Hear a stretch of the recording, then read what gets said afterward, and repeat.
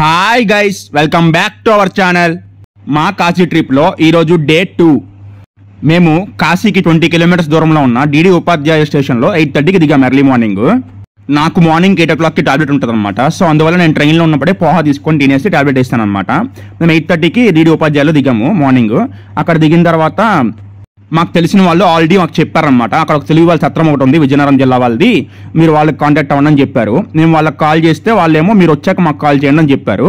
మేము స్టేషన్లో దిగిన తర్వాత కాల్ చేస్తే మీరు అక్కడ ఆటో డ్రైవర్కి ఇవ్వండి, మేము అడ్రస్ చెప్తాం అన్నారనమాట. అక్కడ ఒక పెద్ద డిస్కషన్ అయింది. ఆటో డ్రైవర్కి అర్థం కాక, మాకు లాంగ్వేజ్ అర్థం కాక కొంచెం ఇబ్బంది పడ్డాము. తర్వాత ఒక కార్ మాట్లాడుకొని ఏడుగురు వెళ్ళామన్నమాట. ఏడుగురు కూడా అక్కడికి వెళ్ళిపోయాము. మేము స్టే ఉండే ప్లేస్ ఏంటంటే శ్రీ సాయి విశ్వనాథ సేవా సమితి అనమాట. అక్కడ మాకు రూమ్ ఇచ్చారు. పర్ హెడ్ 300 రూపీస్ అనమాట పర్ డేకి. లంచ్ డిన్నర్ కూడా వాళ్ళే ప్రొవైడ్ చేస్తారు. మేము అక్కడ నుంచి ఆ రూమ్ తీసుకున్నాక రూమ్లో ఫ్రెష్ అప్ అయిపోయి మణికర్ణిక ఘాట్కి వెళ్ళాము. అక్కడ అస్థికలు కలుపుదామని చెప్పేసి.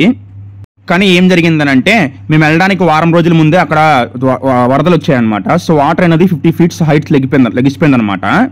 అందువల్ల ఏ ఘాట్లోకి కూడా వెళ్ళడానికి మనకి ఫ్రీగా ప్లేస్ లేదు. కొంచెం ఇబ్బంది అయింది. కానీ అక్కడికి వెళ్ళాము. ఘాట్స్ దగ్గరికి వెళ్ళాక అక్కడ కార్యక్రమం మొత్తం పూర్తి చేసుకున్నాక మేము బోట్ షికార్కి వెళ్దాం అనుకున్నాము. అంటే 64 ఘాట్లు కలిపి చూపిస్తారు కదా బోట్ షికారు, దానికి వెళ్దాం అనుకున్నాము. కానీ వాటర్ ఫ్లోయింగ్ ఎక్కువ ఉండడం వల్ల బోట్ షికార్ ఆపేశారంట. సో అక్కడ కార్యక్రమాలన్నీ కంప్లీట్ చేసుకుని మరి అందుకని చెప్పేసి మేము రూమ్కి మళ్ళీ వచ్చేసాము. రూమ్కి వచ్చాక మేము అక్కడ లంచ్ చేసాము ఆశ్రమం దగ్గరేని. లంచ్ అయితే చాలా బాగుంది. లంచ్ చేసి కాసేపు రెస్ట్ తీసుకొని మళ్ళీ ఈవినింగ్ గంగాహారతి చూద్దామని చెప్పేసి బయటకు వచ్చాము. మేముండే సత్రంకి దశాశ్వమేధ్ ఘాట్ అనేది దగ్గరలోనే ఉంటుంది అనమాట. చాలా వాకబుల్ డిస్టెన్స్ అనమాట. అక్కడికి మేము వెళ్ళిపోయాము గంగాహారతి చూడడానికి అని చెప్పేసి. జనరల్గా మనం వీడియోస్లోన టీవీలో చూస్తూ ఉంటాం కదా, గంగాహారతి వాటర్ పైన ఒక చెక్క లాంటిది తీసుకొని అక్కడ హారతి ఇస్తారు కదా గంగాదేవికి.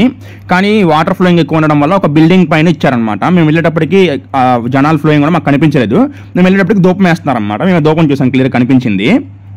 ఈ దశాశ్వమేధ్ ఘాట్ పక్కనే ఒక పార్క్ లాంటిది కట్టారు, చిల్డ్రన్ పార్క్ లాగా. అన్ని బాగున్నాయి. అక్కడ చిల్డ్రన్స్ ఆడుకోవడానికి, టైం పాస్ అవడానికి బాగున్నాయి. అక్కడ మేము స్నాక్స్ తిన్నాము. మళ్ళీ నైట్ రూమ్కి వచ్చేసి అక్కడ టిఫిన్ చేసేసి పడుకుని పోయామన్నమాట. మళ్ళీ డే 3లో కలుద్దాం. Bye bye.